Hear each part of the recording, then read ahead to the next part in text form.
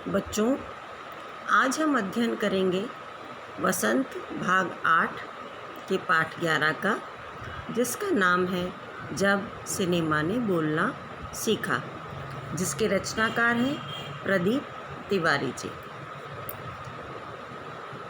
विद्यार्थियों, प्रदीप तिवारी जी के इस निबंध में जब सिनेमा ने बोलना सीखा में भारतीय सिनेमा के इतिहास के एक महत्वपूर्ण पड़ाव को उजागर किया गया है। यूँ तो भारतीय सिनेमा का इतिहास अपने आप में बहुत समृद्ध है, पर जिस पड़ाव की बात इस निबंध के अंतर्गत प्रदीप तिवारी जी कर रहे हैं, उसने भारतीय सिनेमा जगत की काया पलट के रख दी। यह निबंध एक मूक सिनेमा, मूक अर्थात जिसमें आवाज़ न हो, के सवाक सिनेमा, सवाक अर्थात जो आवाज़ से जुड़ा हुआ है, अर्थात इस निबंध में मूक सिनेमा ने किस तरह बोलती हुई सिनेमा के रूप में पदार्पण किया, इसका उल्लेख प्रदीप तिवारी जी ने किया है। देखा जाए तो यह पाठ शिक्षा की दृष्टि से भी बहुत महत्व रखता है।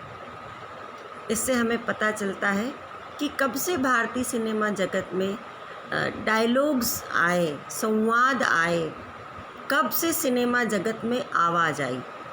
तो आइए इस पाठ की ओर हम आगे बढ़ते हैं।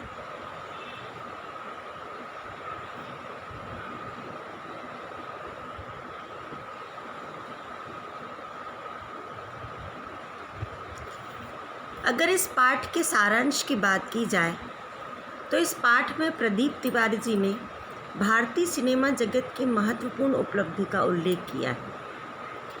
यह उपलब्धि भी कब, कौन सी, क्या और कैसे, इसी का अध्ययन हम इस पूरे निबंध के अंतर्गत करेंगे।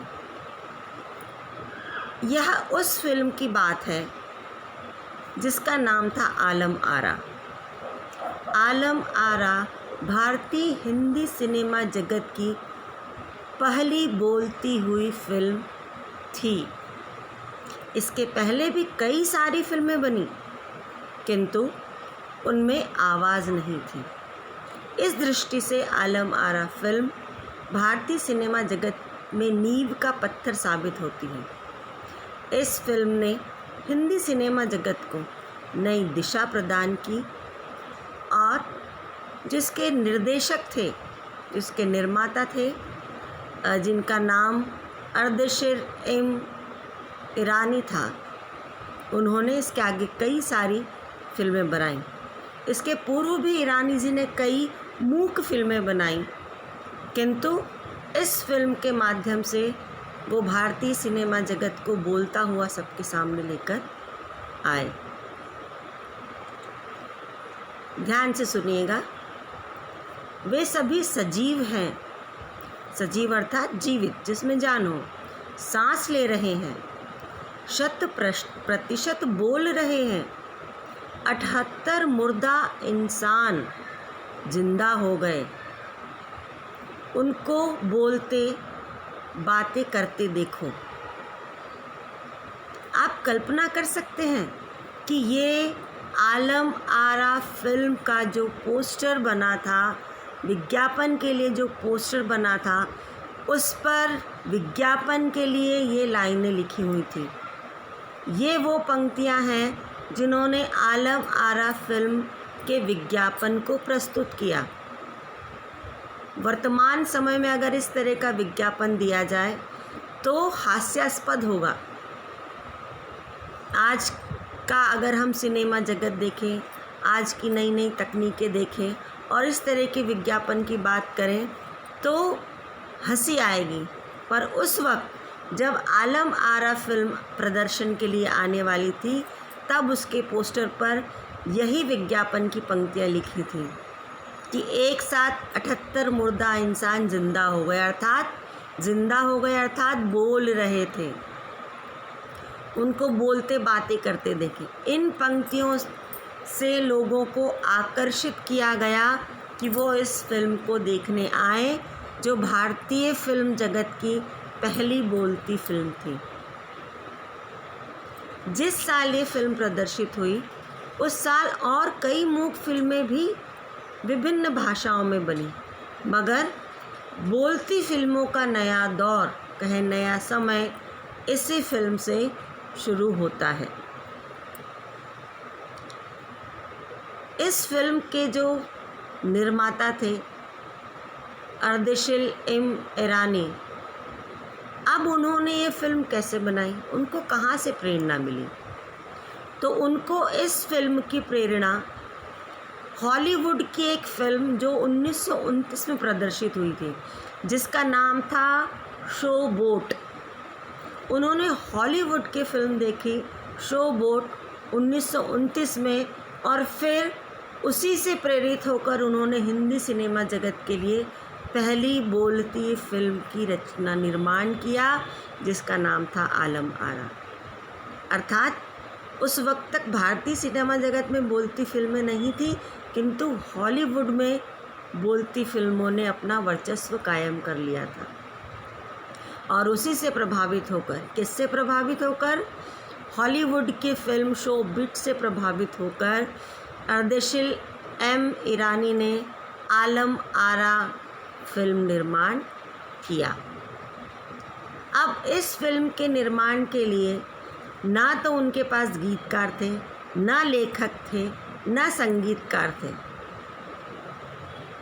उन्होंने पारसी रंगमंच का एक लोकप्रिय नाटक, उसको इस फिल्म का आधार बनाया, पटकथा लिखी। किस पर? पारसी रंगमंच पर प्रदर्शित एक लोकप्रिय नाटक की पटकथा पर उन्होंने आलम आरा फिल्म की पटकथा लिखी। और उस नाटक के कई गाने, चूँकि इनके पास न संगीतकार थे, न गीतकार थे, न लेखक थे, तो उस नाटक के कई सारे गीत इन्होंने ज्यों के त्यों उठाकर इस फिल्म में प्रदर्शित किए। अब यहाँ पर एक सवाल दिमाग में उपजना चाहिए कि आलम आरा यदि भारतीय सिनेमा जगत की पहली फिल्म थी, पहली बोलती फिल्म थी, तो भारतीय सिनेमा जगत की पहली फिल्म कौन सी रही होगी? या एक प्रश्न ये भी मस्तिष्क में उठ सकता है कि भारतीय सिनेमा जगत की पहली रंगीन फिल्म कौन सी होगी? तो चलिए इन दो सामान्य ज्ञान के प्रश्नों पर भी चर्चा कर ही लेते हैं। तो मैं आपको बताना चाहूँगी बच्चों कि किशन कन्हैया जो फिल्म थी वो भारतीय फिल्म जगत की पहली रंगीन फिल्म थी, जिसका नाम था किशन कन्हैया।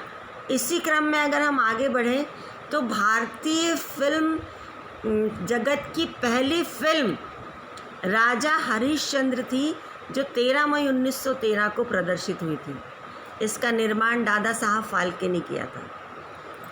तो ये वो तीन महत्वपूर्ण चीज़ें हैं। पहला, पहली बोलती फिल्म जो 1931 में मेरे ख्याल से प्रदर्शित हुई, आलम आरा। पहली भारतीय फिल्म जिसका नाम था राजा हरिश्चंद्र, जो 3 मई 1913 को प्रदर्शित हुई। और पहली रंगीन फिल्म किशन कन्हैया भारतीय फिल्म जगत में प्रदर्शित की गई। अभी जो आलम आरा फिल्म थी बेटा, इसमें जो गायक थे वो W.M. खान। उनका पहला गाना दे दे खुदा के नाम पर प्यारे, अगर देने की ताकत है, जैसा कि मैं आपको पहले बता चुकी हूँ कि यह उस पारसी नाटक से उठाकर ज्यों का त्यों फिल्म में प्रदर्शित कर दिया गया गाना है। इसके बाद जो आलम आरा फिल्म के निर्माता थे अर्देशीर जी, उन्होंने कई 150 मूक फिल्मों और लगभग 100 बोलती फिल्में बनाई। आलम आरा फिल्म में कई बड़ी बड़ी हस्तियों ने काम किया, जैसे सोहराब मोदी जी, पृथ्वीराज कपूर। अगर आज के समय में बात करें तो जब हम कपूर ख़ानदान की बात करते हैं, करीना कपूर, रणवीर कपूर, करिश्मा कपूर, ऋषि कपूर, शशि कपूर, ये सब पृथ्वीराज कपूर के परिवार ही हैं जिन्हें आज भी हम फिल्म जगत में जानते हैं। तो पृथ्वीराज कपूर साहब ने उस वक्त इस फिल्म में काम किया। उसके बाद याकूब और जगदीश सेठी जैसे अभिनेताओं ने भी इस फिल्म में महत्वपूर्ण भूमिकाएं निभाई थी। जैसा कि मैंने आपको बताया कि यह फिल्म 14 मार्च 1931 को मुंबई के मैजेस्टिक सिनेमा में प्रदर्शित हुई और 8 सप्ताह तक यह फिल्म हाउसफुल जाती रही। 8 सप्ताह तक इस फिल्म ने मैजेस्टिक सिनेमा में हाउसफुल शो दिए। लगभग 10,000 फुट लंबी ये फिल्म थी। रील की यहाँ बात हो रही है और इसे 4 महीनों की कड़ी मेहनत के बाद तैयार किया गया था। सोचिए उस वक्त जब इतनी तकनीक नहीं थी, इतने साधन नहीं थे। आजकल तो हम 3D मूवीज़ देखते हैं और तमाम सारी ऐसी तकनीक आ गई है वर्तमान समय में कि आप किसी भी दृश्य को बहुत ही, अगर आपके पास पैसा खर्च करने का मादा है तो किसी भी दृश्य को आप पर्दे पर उतार सकते हो। आज के सिनेमा जगत में देखिए, ट्रेन उड़ती दिखाई जाती है, कारें उड़ती दिखाई जाती, धमाके होते हैं, उसमें से हीरो दौड़ता चला आता है, उसको एक खरोंच भी नहीं लगती है। आज का सिनेमा जगत ऐसा है। आज के सिनेमा जगत की प्रदर्शन की बात करें तो आज जब फिल्में प्रदर्शित होती हैं तो देखिए बड़े बड़े कलाकार छोटे छोटे टीवी चैनल्स पर अपनी फिल्म का प्रमोशन करने आते हैं और उनकी फिल्म सुपर डुपर हिट होती है।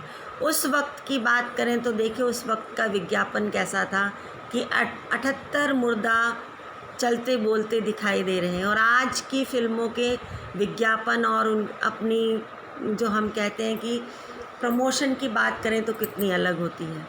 तो 14 मार्च 1931 को मुंबई के मैजेस्टिक सिनेमा में यह फिल्म लगातार 8 सप्ताह तक हाउसफुल जाती रही।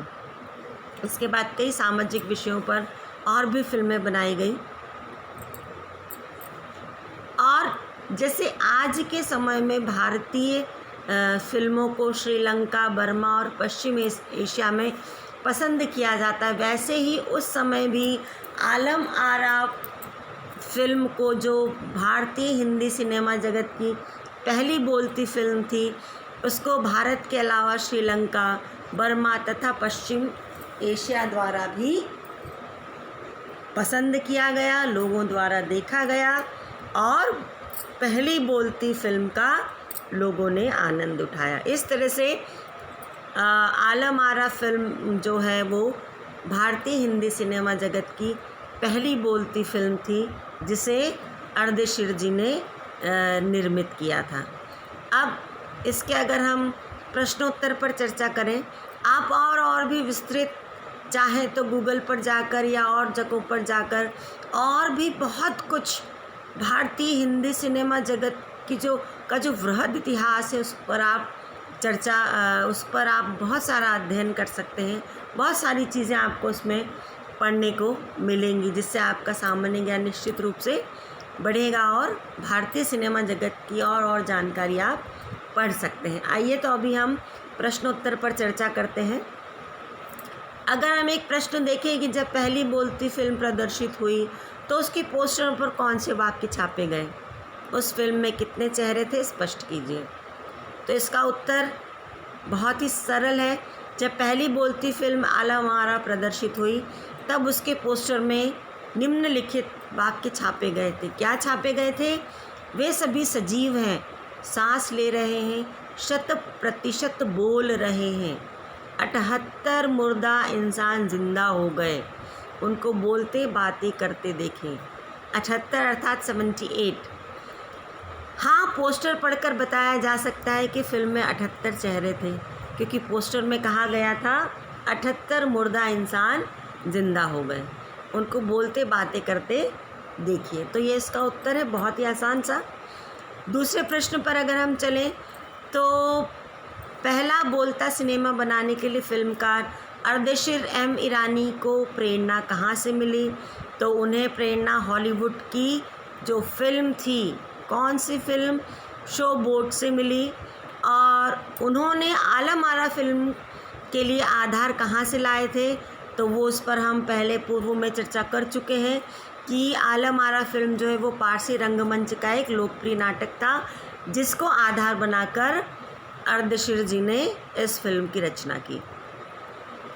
अगले प्रश्न की ओर अगर हम बढ़े तो सवाक फिल्म के निर्माता निर्देशक अर्देशीर ईरानी को जब सम्मानित किया गया तब सम्मानकर्ताओं ने उनके लिए क्या कहा था। ये जब हम चैप्टर डिटेल में पढ़ेंगे, आप लोग अपनी अभ्यास पुस्तिका उठाकर उसमें पढ़ेंगे पुस्तक को, तो उसमें आपको ये आंसर मिलेगा कि सम्मानकर्ताओं ने अर्देशीर को भारतीय सवाक फिल्मों का पिता कहा। अर्देशीर ने कहा कि वो इतनी बड़ी उपाधि के लायक नहीं थे, बल्कि उन्होंने देश के लिए अपना भरसक योगदान करने की कोशिश की थी। और लेखक ने इस प्रसंग में अर्देशीर की विनम्रता की तारीफ की थी। अगर अगले प्रश्न पर हम आगे बढ़ें तो डब फिल्में किसे कहते हैं। कभी कभी इन फिल्मों में अभिनेता के मुंह खोलने और आवाज़ में अंतर आ जाता है, इसका क्या कारण हो सकता है। तो आप लोग, मुझे नहीं लगता इस प्रश्न पर आप लोगों को इसका उत्तर लिखने में किसी तरह की उलझन हो सकती है, फिर भी हम इस पर चर्चा कर लेते हैं कि जब किसी एक भाषा की फिल्म में दूसरी भाषा की आवाज़ डाली जाती है तो उसे डब करना कहते हैं।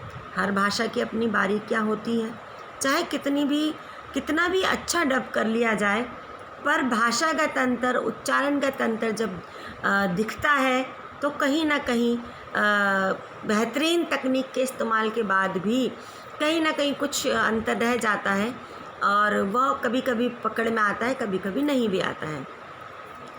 अगर अगले प्रश्न की ओर हम आगे बढ़ें तो विट्ठल का चयन आलम आरा फिल्म के नायक के रूप में हुआ, लेकिन उन्हें हटाया क्यों गया। विट्ठल जो इसके नायक बनाए गए थे आलम आरा फिल्म के, उनको पहले चयनित किया गया था, फिर उनको इस फिल्म से हटा दिया गया था। तो कारण पूछा जा रहा है और आपके विचार पूछे जा रहे हैं। तो उसके पीछे एक ही कारण था कि जो विट्ठल थे उनकी उर्दू भाषा जो थी वो अच्छी नहीं थी, और आलम आरा के नायक के रूप में उनको रखा गया, पर उर्दू भाषा की जानकारी की कमी होने के कारण उन्हें इस फिल्म से फिर हटा दिया गया। विट्ठल उस समय के नो डाउट सफल कलाकार हुआ करते थे। वे नाराज़ भी हुए और उन्होंने अर्देशीर ईरानी पर मुकदमा भी दायर किया था, और उस समय यह मुकदमा बहुत मशहूर हुआ था, और वकील जिन्ना ने इस जो इनका मुकदमा था उसे लड़ा था, और अंत में जाके फिर विट्ठल मुकदमा जीते और अंततः आलम आरा के नायक वही बने। उन्हें निकाल दिया गया था, उन्होंने मुकदमा दायर किया, मुकदमा जीता, और अंततः फिल्म में नायक की भूमिका उन्हीं के द्वारा निभाई गई।